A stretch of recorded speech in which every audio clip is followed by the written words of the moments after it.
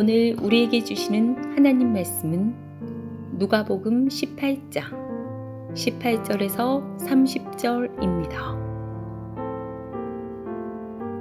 어떤 관리가 물어 이르되 선한 선생님이여 내가 무엇을 하여야 영생을 얻으리이까? 예수께서 이르시되 내가 어찌하여 나를 선하다 일컫느냐? 하나님 한 분 외에는 선한 이가 없느니라. 내가 계명을 안 하니 간음하지 말라, 살인하지 말라, 도둑질하지 말라, 거짓 증언하지 말라, 내 부모를 공경하라 하였느니라. 여짜오되 이것은 내가 어려서부터 다 지키었나이다. 예수께서 이 말을 들으시고 이르시되 내게 아직도 한 가지 부족한 것이 있으니 내게 있는 것을 다 팔아 가난한 자들에게 나눠주라. 그리하면 하늘에서 내게 보화가 있으리라. 그리고 와서 나를 따르라 하시니 그 사람이 큰 부자이므로 이 말씀을 듣고 심히 근심하더라. 예수께서 그를 보시고 이르시되 재물이 있는 자는 하나님의 나라에 들어가기가 얼마나 어려운지 낙타가 바늘귀로 들어가는 것이 부자가 하나님의 나라에 들어가는 것보다 쉬우니라 하시니 듣는 자들이 이르되 그런즉 누가 구원을 얻을 수 있나이까? 이르시되 무릇 사람이 할 수 없는 것을 하나님은 하실 수 있느니라. 베드로가 여짜오되 보옵소서 우리가 우리의 것을 다 버리고 주를 따랐나이다. 이르시되 내가 진실로 너희에게 이르노니 하나님의 나라를 위하여 집이나 아내나 형제나 부모나 자녀를 버린 자는 현세에 여러 배를 받고 내세에 영생을 받지 못할 자가 없느니라 하시니라.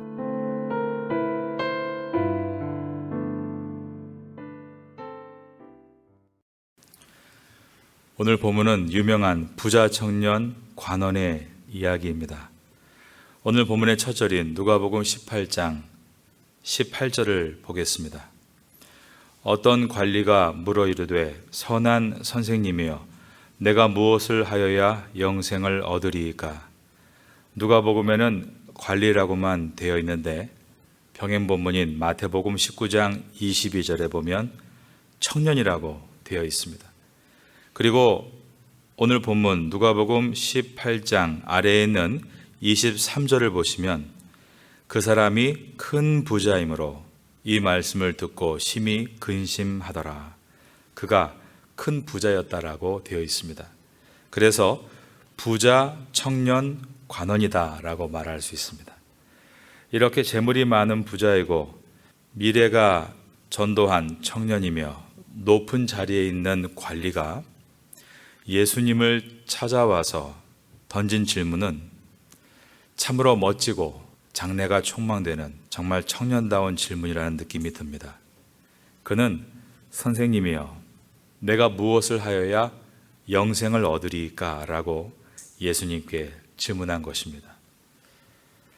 이 전도양양한 청년이 예수님께 나오는 장면을 마가복음은 더 상세하게 기록하고 있는데 마가복음 10장 17절에 보면 그가 예수님께 달려와서 꿇어 앉았다라고 되어 있습니다. 즉 무릎을 꿇었다는 얘기입니다. 우리는 사복음서에 나와 있는 이 청년에 대해서 내용들을 추적하면서 일반 청년과는 참 다르다라는 생각을 하게 됩니다. 예수님께 뛰어와서 엎드렸다. 그리고는 선생님 내가 무슨 선한 일을 하여야 영생을 얻으리까? 라고 여쭈었습니다. 이 청년과 같이 예수님께 뛰어나왔던 적이 우리가 언제였는가? 예수님 앞에 진심으로 무릎 꿇어 본 지가 도대체 얼마나 됐는가? 이 청년처럼 진리의 목마름 때문에 뜨거워진 마음이 우리에게 언제쯤 있었는가? 이 부자이고 관원이었던 청년은 예수님을 향해서 뛰고 있었습니다. 이 사람을 추적해보면 참 순수한 사람이다라는 생각도 듭니다.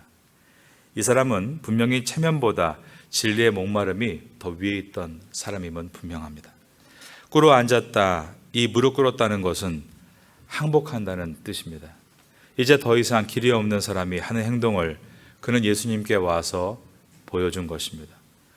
목마름으로 달려와서 무릎을 꿇고 있는 그는 예수님께 선한 선생님이여, 내가 무엇을 하여야 영생을 얻으리이까? 라고 질문했습니다.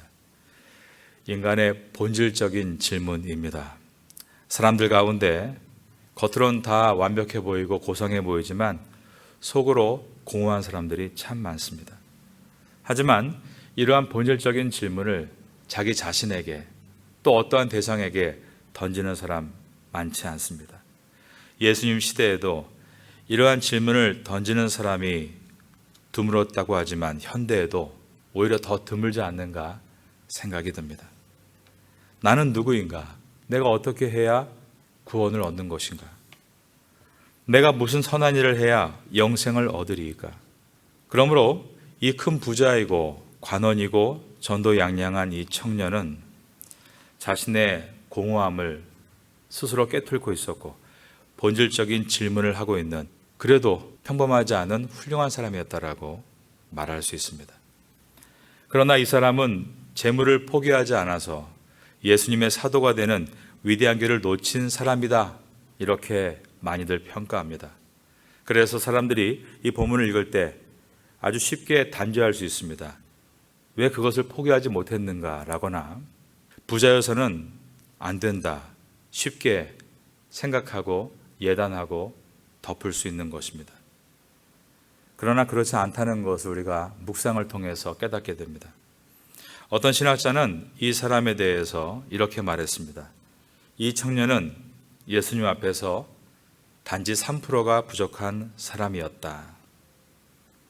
그런데 여러분, 우리는 우리 자신이 예수님 앞에서 몇 프로가 부족하다고 생각하십니까?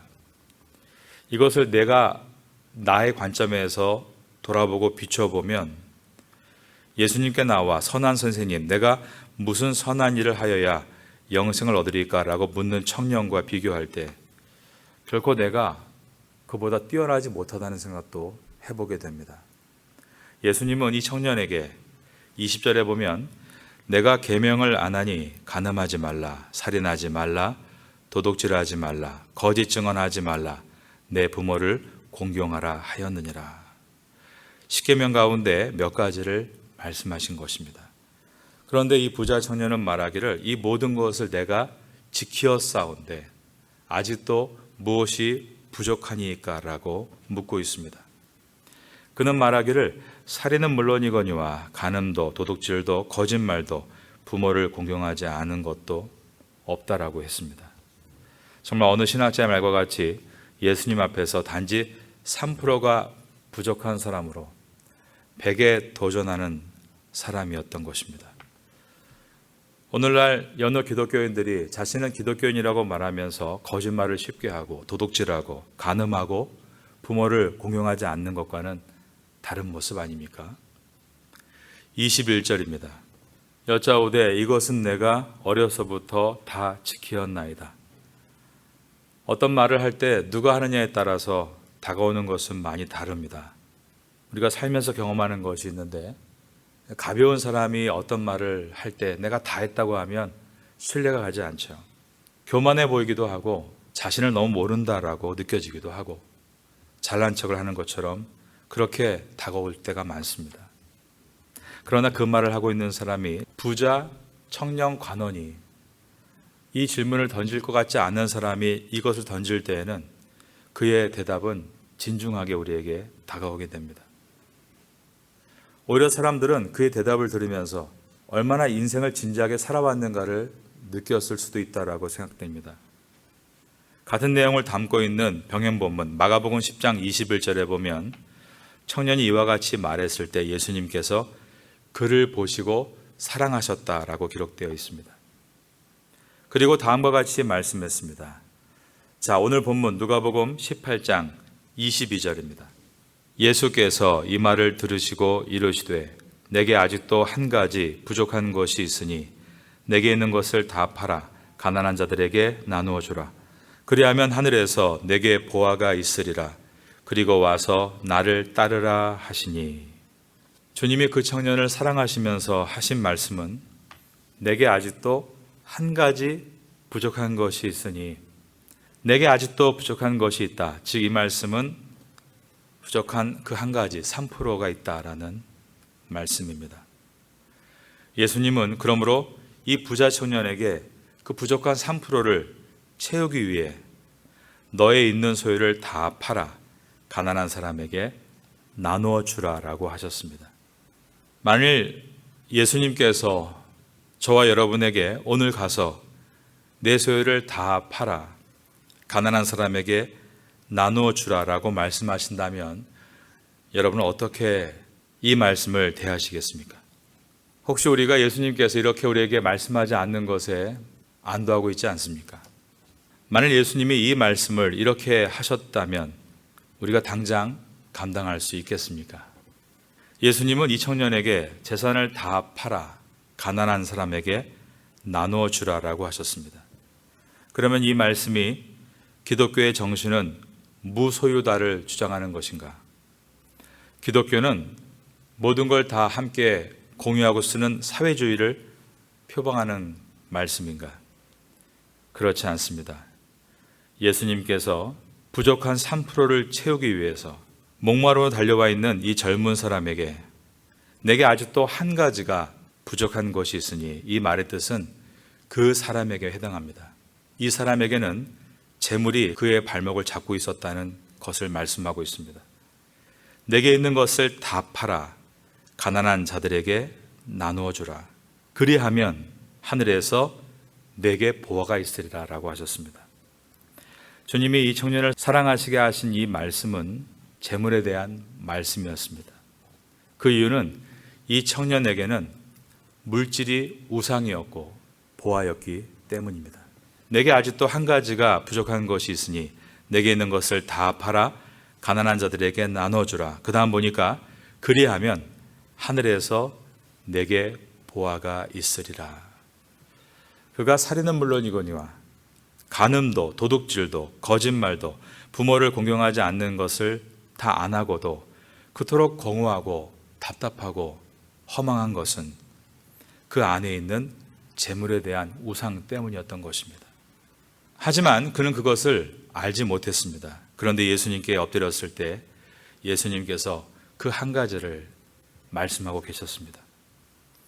우리는 예수님 앞에서 기도하며 나의 가능성을 발견하는 것도 중요하지만 예수님 앞에 나와서 나의 연약함을 발견하는 것도 중요함을 생각해야 합니다. 하나님보다 물질을 더 사랑하기 때문에, 하나님보다 물질을 더 의지하기 때문에 영적으로 사로잡혀서 답답해 숨도 못 쉬는 그러한 그의 병세를 주님이 진단하셨고 그에게 내 소유를 다 팔아 가난한 이웃에게 나누어 주고 그 우상으로부터 자유하라라고 처방을 내려주신 것입니다. 성경에 보면 하나님의 사람들 가운데 부유한 사람들이 있었습니다. 아브라함이 부유했고 이삭도 그러했고 야곱도 그러했으며 다윗도 부유했습니다. 그런데 이들의 특징이 있습니다. 재물이 늘어나도 그들의 신앙이 변하지 않았고 인격이 타락하지 않았다는 것입니다. 어떤 사람은 이와 같이 돈이 주어져도 이것이 인격과 신앙과 하나도 변함없이 건강하게 주를 향해 나가는 사람이 있습니다. 반대로 돈이 주어졌을 때 그의 믿음이 형편없어지고 돈에 매이는 사람도 있습니다. 돈이 복이 되는 사람이 있는가 하면 돈이 독이 되는 사람이 있다는 것입니다. 건강도 마찬가지입니다. 어떤 사람은 건강함을 얻어서 그것을 가지고 하나님의 영광을 위해서 자신의 몸을 불사르는 사람이 있는가 하면 건강함을 가지고 자기의 욕정을 채우기 위해 불사르는 사람도 있는 것입니다. 명예도 마찬가지입니다. 높은 지위가 주어졌을 때 겸손하게 권력을 타인과 나누는 사람이 있는가 하면 교만하여서 그 권력으로 타인을 억압하는 사람도 있는 것입니다. 이 청년의 건강은 그를 타락하게 하지는 못했던 것 같습니다. 이 청년의 높은 권자도 그를 교만으로 이끌지는 못했던 것 같습니다. 그런데 이 청년의 재물은 그를 심각하게 병들게 하고 있었다는 것입니다. 이와 같이 사람마다 약한 것이 있습니다. 하나님 앞에 우리가 내가 잘하는 것을 칭찬받고 인정받는 것도 물론 귀하지만 내 스스로 모르고 있는 나의 약함을 주님께서 들춰주실 때에는 나를 사랑하셔서 그렇구나를 깨달아야 한다는 것입니다. 예수님께서 이 부자 청년을 사랑하는 눈으로 보시며 돈을 내려놓으라고 하시는 것은 그가 그 돈의 지배를 너무나 많이 받고 있었기 때문이었습니다. 여러분, 부자만 탐욕적입니까? 부자만 돈의 지배를 받습니까? 가난한 사람은 돈에 욕심이 없습니까? 가난한 사람은 돈의 지배를 받지 않습니까? 그렇지 않습니다. 그러므로 오늘 이 본문은 어떤 특별한 교회 중직이나 목사나 선교사나 그러한 성직자에게만 주신 말씀이 아니라 여전히 돈의 탐욕에 내 마음을 통제하지 못하는 우리에게 하시는 말씀입니다. 이 청년은 결국 근심하면서 예수님께로부터 떠나고 맙니다. 23절입니다. 그 사람이 큰 부자이므로 이 말씀을 듣고 심히 근심하더라. 병행 본문인 마태복음 19장 22절에 보면 그 청년이 재물이 많으므로 이 말씀을 듣고 근심하며 가니라 라고 되어 있습니다. 또 병행 본문 마가복음 10장 22절에서도 그 사람은 재물이 많은 고로 이 말씀으로 인하여 슬픈 기색을 띠고 근심하며 가니라 라고 되어 있습니다. 이어지는 예수님의 말씀은 24절을 보시면 예수께서 그를 보시고 이르시되 재물이 있는 자는 하나님의 나라에 들어가기가 얼마나 어려운지. 자, 지금 예수님께서 그 청년을 보시면서 하시는 말씀입니다. 25절입니다. 낙타가 바늘귀로 들어가는 것이 부자가 하나님의 나라에 들어가는 것보다 쉬우니라 하시니 라고 하셨습니다. 이것은 돈에 대해서 지배를 당하고 자유하지 못하는 그 청년에게 하시는 말씀입니다. 그 당시에 흔히 사용되던 비유입니다. 낙타가 바늘귀에 들어갈 수 없다. 이 말은 아주 어렵다는 뜻입니다. 결국 주님의 나라는 이 땅에 있는 단 1바트도 가지고 들어갈 수 없는 나라인데 돈에 매여서 헤매이는 그 영혼을 주님께서 안타까워서 하신 말씀입니다. 그런데 이 말씀을 듣는 그 주변의 모든 사람들이 이렇게 말합니다. 그렇다면 과연 누가 구원을 얻을 수 있는가? 26절입니다. 듣는 자들이 이르되 그런즉 누가 구원을 얻을 수 있나이까? 그러면 우리가 여기서 질문을 하나 해보게 됩니다. 이 부자 청년이 구원을 얻었을까요? 구원을 얻지 못했을까요? 새벽 시간에 거의 질문을 드리지 않지만 한번 오늘 아침엔 질문을 드려보겠습니다. 자, 구원을 얻었을 것이다 라고 생각하시는 분들 한번 손 한번 들어보시겠습니까? 네. 그러면 구원을 얻지 못했다라고 생각하시는 분들 손 한번 들어보시겠습니까? 네. 안 드시는 분도 지혜로운 겁니다. 정답을 말씀드리면 정답은 모른다입니다. 성경이 분명하게 말씀하고 있지 않기 때문입니다. 성경이 분명하게 말씀하고 있지 않는 것에 대해서 우리가 분명하게 말하는 것은 옳지 않습니다.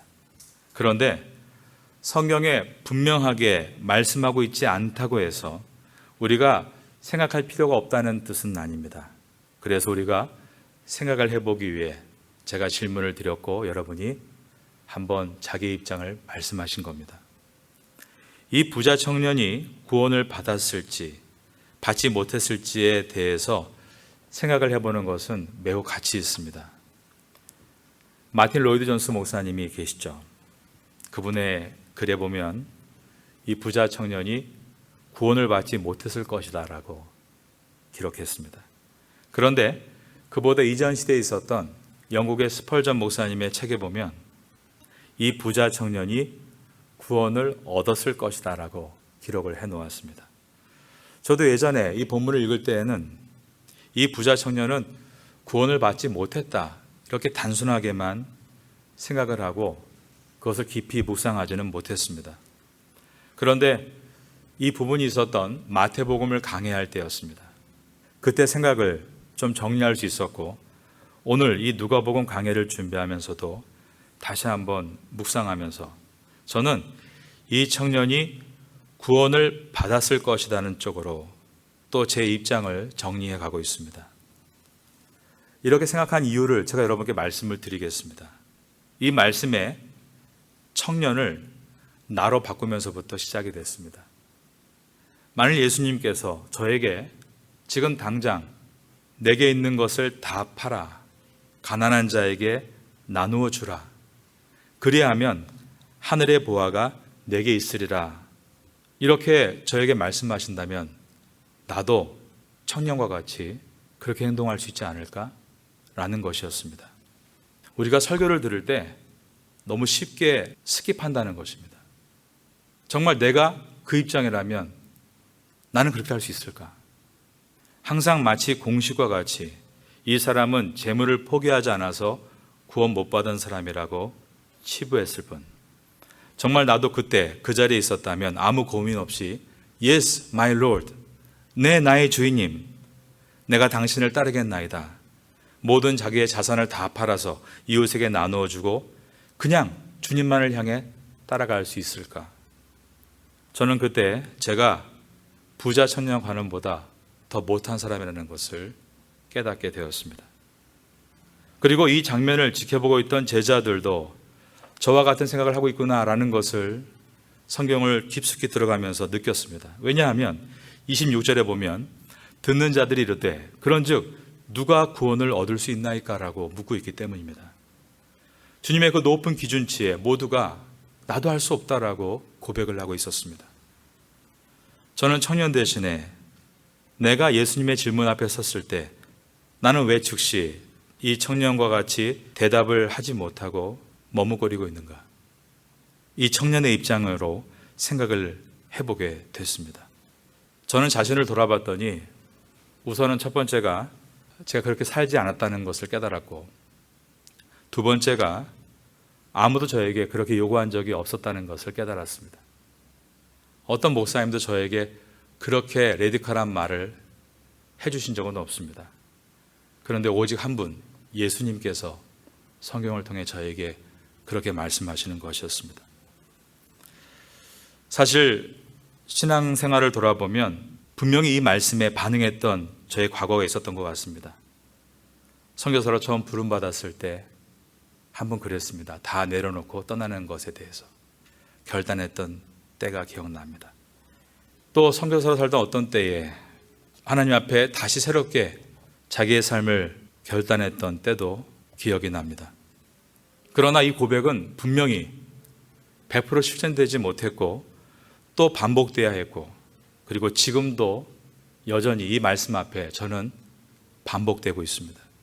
내가 어떤 선교하는 일에 한번 크게 후원했으니, 내가 교회를 건축할 때 헌금을 했으니 나의 임무는 끝났다라고 말할 때 다시 이 말씀을 보게 되면 오늘 또 우리에게 만나는 어려운 이웃과 이번 달에 어려운 우리 주변에 있는 장애인들과 지난 2년 동안 코로나 시대에 어려운 교회들을 보면서 나는 어디까지 내려놓아야 하는가?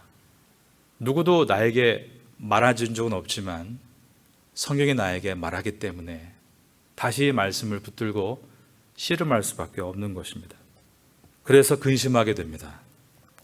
요한복음에는 여러분이 아시는 한밤중에 예수님을 찾아온 바리새인이자 산헤드린 공회원이었던 니고데모의 이야기가 있습니다. 우리가 아는 것처럼 그도 그날 결단하지 못하고 돌아갔습니다. 그러나 그는 근심했고 훗날에는 성도가 되어서 요한복음의 마지막에 보면 십자가에 죽으신 예수님을 장사하게 해달라고 제자들보다 더 담대하게 공회원 앞에 서서 자기의 사명을 감당했던 자가 바로 니고데모였습니다. 저는 오늘 이 부자 청년이 근심하고 돌아갔다, 여기에 소망을 보게 됩니다. 오늘날 우리의 위기라면 그것은 근심도 하지 않는 것입니다. 새벽에 나와서 이 말씀을 듣고 묵상하면 근심되지만 영적으로 잠들면 이것을 그냥 또 스킵하게 될 것이기 때문입니다. 우리가 오늘 본문 18장에서 소망을 만나게 되는 것은 27절입니다. 27절 말씀 저와 함께 읽겠습니다. 이르시되 무릇 사람이 할 수 없는 것을 하나님은 하실 수 있느니라. 사람이 할 수 없는 것을 하나님은 하실 수 있느니라. 예수님께서 말씀하셨습니다. 나는 결코 백이 될 수 없지만 주님의 은혜를 사모하며 목마른 심령이 됐을 때 사람이 할 수 없는 것을 하나님은 하신다라고 하셨습니다. 목마름은 귀합니다. 무뎌짐은 무서운 것입니다. 우리 모두가 항상 말씀 앞에서 무뎌지지 않고 목마른 성도가 될 수 있기를 예수님의 이름으로 축원합니다. 마지막 부분이 28절과 29절 그리고 30절을 보겠습니다. 베드로가 여짜오되 보옵소서 우리가 우리의 모든 것을 다 버리고 주를 따랐나이다. 베드로의 이 말은 그렇게 하기 힘들어한 부자 청년 관원과 지금 자신을 대조해서 말하고 있습니다. 부자 청년 관원보다 재산이나 관직이 낮았던 이 제자들이 자기들의 것을 다 버리고 예수님을 따르고 있는 것은 상대적으로 쉬울 수도 있었을 것입니다. 그러나 예수님은 이러한 상대평가로 부자 청년 관원과 비교하고 있는 그들에 대해서 주님은 절대적인 진리를 말씀하십니다. 이것이 29절과 30절입니다. 이르시되 내가 진실로 너희에게 이르노니 하나님의 나라를 위하여 집이나 아내나 형제나 부모나 자녀를 버린 자는, 이 29절의 내용을 보면 이것은 재물에 대한 말씀이 아니라 관계에 대한 말씀입니다. 즉 사람마다 약한 부분이 있다라는 것입니다. 재물에 약한 사람, 관계에 약한 사람, 또 자신의 정욕에 약한 사람. 그런데 그 모든 것도 예배일 수 없다라고 하시며 29절에 보면 그것을 버려야 한다라고 하셨습니다. 여기서 버렸다, 이 뜻은 얼핏 보면 가족을 버렸다, 가정을 버렸다라는 말로 들리지만 29절에 자녀를 버린 자는에서 이 자녀가 헬라어로 우리가 알고 있는 파이디온, 그런 어린아이가 아니라 테크나라는 단어입니다. 이것은 성인이 된 자녀란 뜻입니다. 그러므로 자녀를 버린다는 표현은 자녀에게 봉양받지 못하고 버림당한다는 뜻입니다. 주님의 나라를 위해서, 전도와 선교를 위해서 헌신 봉사할 때 가정에서 갈등을 야기시킬 수 있는 것은 분명히 있습니다. 예수님 믿지 않는 남편에게 아내가 자기 아닌 다른 것을 의지하는 것을 받아들이는 것은 시간이 필요합니다. 자신과 어떤 일을 상의하지 않고 계속 새벽에 나가서 혼자 다른 누군가에게 그것을 상의한다고 생각할 때 믿지 않는 남편 입장에서는 이해하기 어려운 부분일 수 있습니다. 분명히 처음에는 갈등을 유발시킵니다. 그러나 시간이 흐르고 어떤 가정 안에 큰 어려움이 있을 때 나는 절망하고 누워있는데 아내나 혹은 남편이 하나님을 의지하고 일어서서 나를 이끄는 것을 볼 때 그때 감동을 받습니다. 그때야 비로소 가정의 화목이 시작이 됩니다. 예전의 화목이 서로의 노력과 힘으로 인간관계를 지속하는 화목이었다면 이제 이후의 화목은 하나님 안에서 모두가 은혜를 받음으로 얻어지는 화목입니다. 예수 안 믿는 가정 안에도 물론 화목함이 있습니다. 그러나 온 가족이 예수님 안에서 하나 되는 이 화목은 그 차원이 다른 것입니다. 그리고 그 화목은 이 세상에서 끝나지 않고 이 세상이 끝나고 저 세상에서도 영원한 주의 은혜로 계속되게 될 것이다. 30절입니다. 현세의 여러 배를 받고, 이 말은 이 땅에서도 복을 받는다. 그 다음에 내세에 영생을 받지 못할 자가 없느니라 하시니라. 하나님의 나라에서도 영원한 복을 받게 될 것이다. 이러한 주님의 놀라운 진리의 말씀이 우리의 것이 될 수 있기를 예수님의 이름으로 축원합니다.